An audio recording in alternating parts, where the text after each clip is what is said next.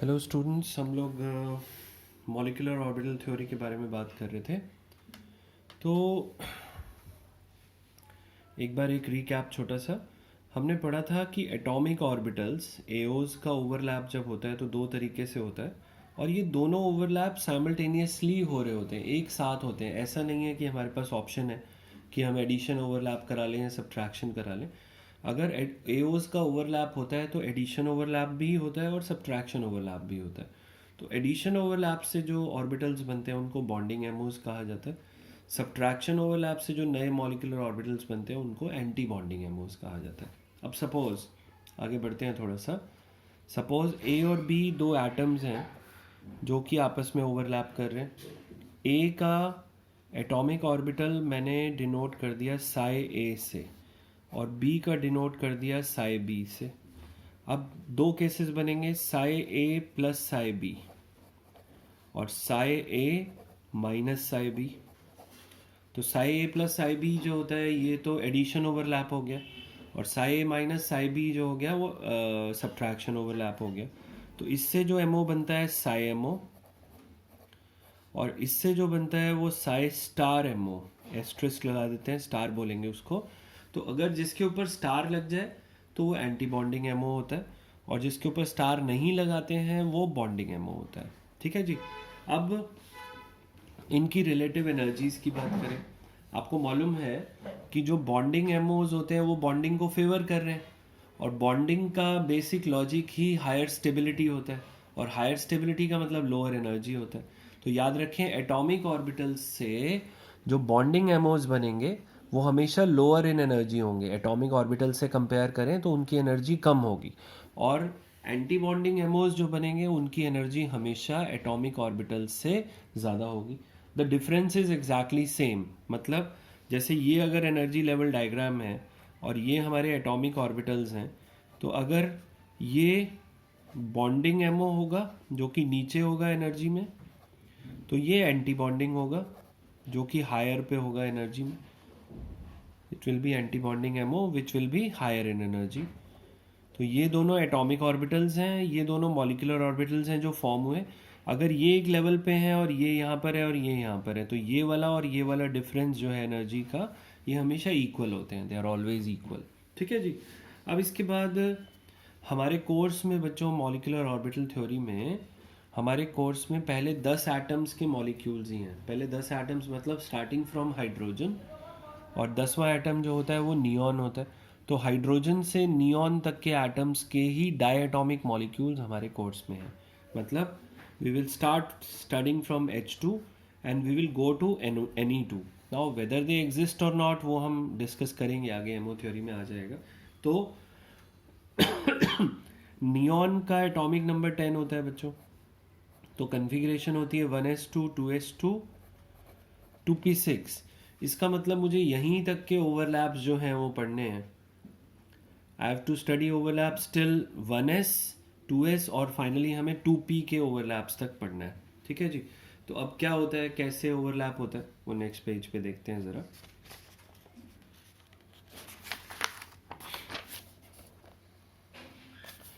याद रखें, अगर 1s और 1s का ओवरलैप होता है तो हमारे को मिलते हैं ये एटॉमिक ऑर्बिटल्स हैं इधर, और ये मॉलिक्यूलर ऑर्बिटल्स हैं जो बन रहे हैं उनके ओवरलैप से हमें मिलता है sigma 1s and sigma star 1s। एक बॉन्डिंग और एक एंटी बॉन्डिंग। अब सिग्मा क्यों कहा वो अभी डिस्कस करेंगे। 2s एंड 2s का ओवरलैप होता है, तो हमें मिलते हैं sigma 2s and sigma star 2s, ये मिल जाता है। 2p का ओवरलैप होता है। अब 2p में तीन ऑर्बिटल्स होते हैं, 2px 2py और 2pz।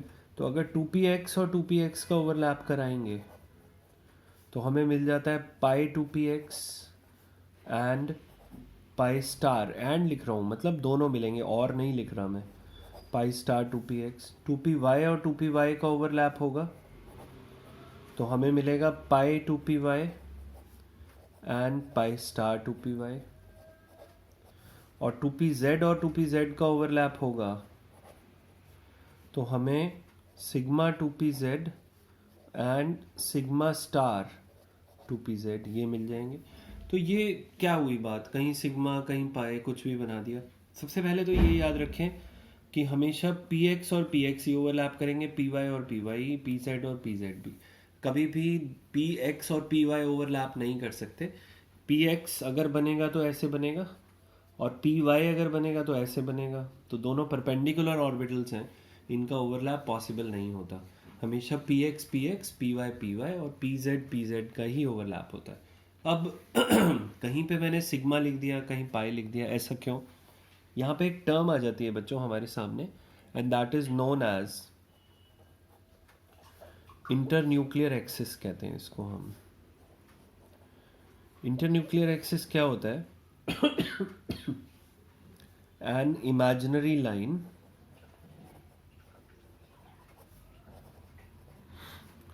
जॉइनिंग टू न्यूक्लियाई, जो दोनों एटम्स आपस में ओवरलैप कर रहे हैं, उनके दो न्यूक्लियाई जो होते हैं उनको एक इमेजिनरी लाइन हम मान लेते हैं ज्वाइन कर रही है, that is known as internuclear axis. तो हम किसी भी तीनों में से कोई भी एक्सिस, एक्स एक्सिस, वाई या जेड एक्सिस को इंटरन्यूक्लियर एक्सिस मानते हैं। जनरली जो बुक्स हैं या हम जो कन्वेंशन फॉलो करते हैं वो उसमें हम इंटरन्यूक्लियर एक्सिस जेड एक्सिस को मानते हैं बच्चों। तो ये मैंने मान लिया, ये मैंने जेड एक्सिस ड्रॉ कर दिया बच्चों। अब मैं 1s और 1s का ओवरलैप पढ़ने जा रहा हूँ। 1s और 1s की शेप स्फेरिकल होती है, तो ये अगर ओवरलैप करेंगे तो हमेशा हेड ऑन ओवरलैप ही होगा। हमेशा जो स्फेरिकल ऑर्बिटल्स होते हैं, एस जो होते हैं, ये हमेशा हेड ऑन ओवरलैप ही करते हैं और सिग्मा बॉन्ड ही बनाते हैं। इसलिए 1s हो गया, चाहे 2s हो गया, दोनों में सिग्मा लिखा। अब पी पे आ जाओ, ये जेड एक्सिस है, आपको मैं कहता हूँ पी एक्स बनाओ, तो पी एक्स आप परपेंडिकुलर बनाओगे, ये बन गया एक पी एक्स, ये बन गया दूसरा पी एक्स। तो ये साइड वाइज ओवरलैप कर रहे हैं, साइड वाइज ओवरलैप कर रहे हैं तो पाई ऑर्बिटल्स बनेंगे। तो 2px और 2px के ऑर्बिटल ओवरलैप में मैंने पाई वर्ड यूज़ किया। अब 2py भी जेड एक्सिस के परपेंडिकुलर होगा, तो उसका भी ओवरलैप जो है वो साइड वाइज ही होगा, तो वो भी पाई बनाएगा। अब 2pz पे आ जाओ, जेड एक्सिस है और 2pz जो है वो अलॉन्ग द एक्सिस होगा, तो ऐसे बनेगा 2pz, ये रहा, और दूसरा 2pz ये रहा। तो ये हेड ऑन ओवरलैप कर गए 2pz और 2pz, इसलिए इनके में सिग्मा आ गया। तो देखिए नाम सारा कुछ इंडिकेट कर रहा होता है। 1s और 1s का ओवरलैप हो रहा है, ये 1s और 1s से पता लग रहा है। 1s और 1s के ओवरलैप से हमेशा सिग्मा बॉन्ड बनेगा, ये सिग्मा आ गया। स्टार का मतलब एंटी बॉन्डिंग होता है और बिना स्टार का मतलब बॉन्डिंग होता है। लाइकवाइज ये सारे आ जाते हैं हमारे पास।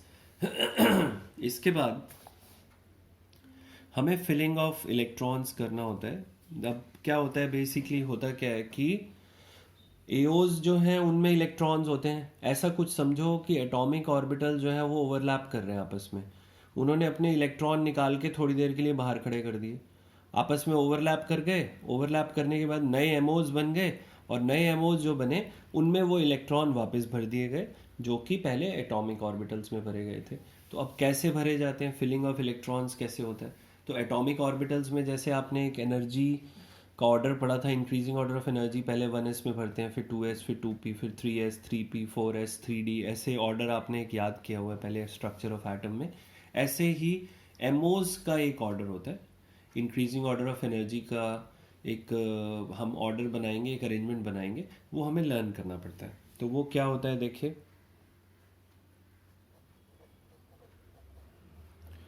Increasing order of energy of MOs. तो ये हम बनाने जा रहे हैं, ये आपको लर्न करना पड़ेगा बच्चों। अब पहले हम बनाते हैं फॉर H22N2, हाइड्रोजन से लेकर नाइट्रोजन तक एक ऑर्डर होता है। Hydrogen to nitrogen we have one order. क्या ऑर्डर होता है वो? सबसे लो एनर्जी पे होता है सिग्मा 1s, फिर होता है सिग्मा स्टार 1s, फिर सिग्मा 2s, फिर सिग्मा स्टार 2s। इसके बाद आ जाता है बच्चों, we have sigma 2pz, pi 2px is equal to pi 2py। तो इक्वल टू लिखने का मतलब इन दोनों की एनर्जी बराबर है। सबसे लो एनर्जी पे सिग्मा 1s, फिर इससे ज़्यादा, फिर आगे बढ़ती जा रही है एनर्जी, इन दोनों की एनर्जी बराबर होती है। Then comes sigma star 2pz, and lastly we have pi star 2px। I am sorry, ये गलत बन गया ऑर्डर, दोबारा बनाते हैं। फॉर हाइड्रोजन टू नाइट्रोजन क्या होता है? Sigma 1s, sigma star 1s, ये तो ठीक था। Sigma 2s, sigma star 2s, ये भी ठीक था। अब इसके बाद जो है वो आ जाता है बच्चों, वी हैव ये मैंने गलत बना दिया था, pi 2px is equal to pi 2py, फिर आता है सिग्मा 2pz, ये आता है। फिर आता है इसके बाद pi star 2px is equal to pi star 2py, और लास्ट में आ जाता है, सबसे हाई एनर्जी पे होता है सिग्मा स्टार 2pz। ये तो ऑर्डर ऑफ एनर्जी है फॉर हाइड्रोजन टू नाइट्रोजन। अब जो लास्ट के तीन होते हैं O2, F2 और Ne2, इनके लिए ऑर्डर थोड़ा सा चेंज हो जाता है। ये और ये आपस में इंटरचेंज हो जाते हैं दोनों, ठीक है, दीज आर इंटरचेंज, बाकी सेम रहता है। तो अगर इसका एक का याद, ये वाला ऑर्डर याद कर लिया तो बस इन दोनों को इंटरचेंज करके लिखना है। तो क्या ऑर्डर हो जाएगा देखिए, sigma 1s, sigma star 1s, sigma 2s, sigma star 2s, फिर आ जाता है सिग्मा 2pz, फिर आ जाता है pi 2px is equal to pi 2py, अभी बताया आप लोगों को।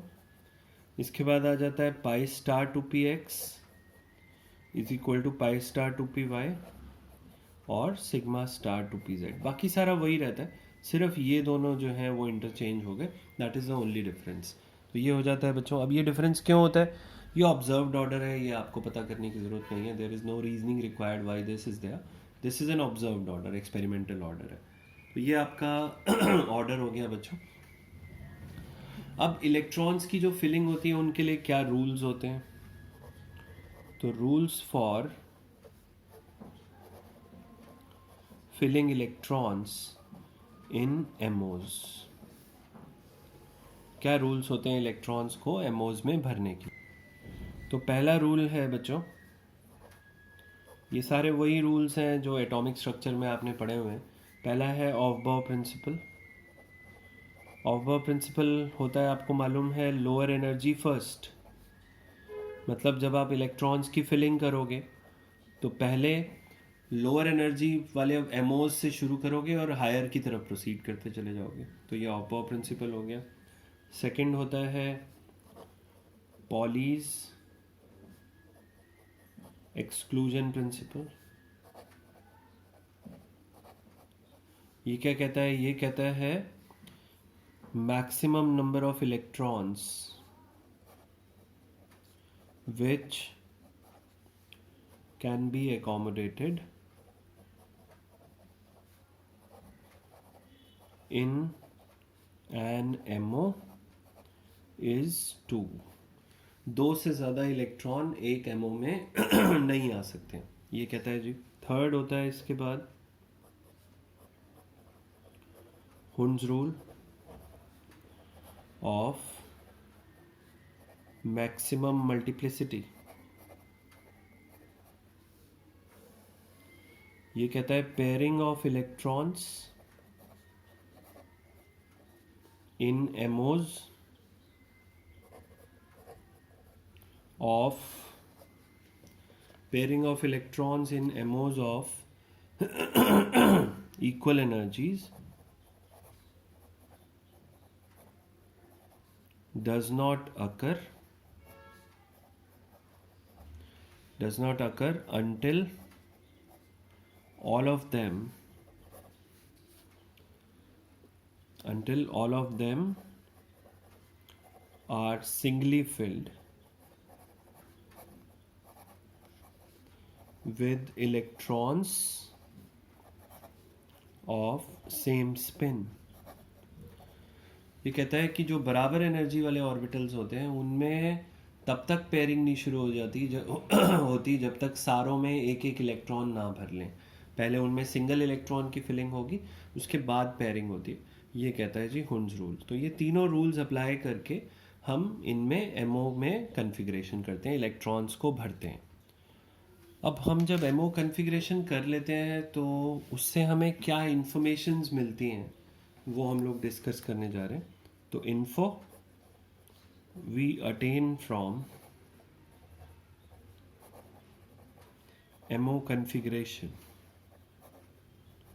तो एमओ कन्फिग्रेशन जब आप कर लेते हो, इलेक्ट्रॉन्स की फिलिंग कर लेते हो इन एमओज में, तो उससे हमें क्या क्या चीज़ें बच्चों पता लगती हैं वो हम लोग देखने जा रहे हैं।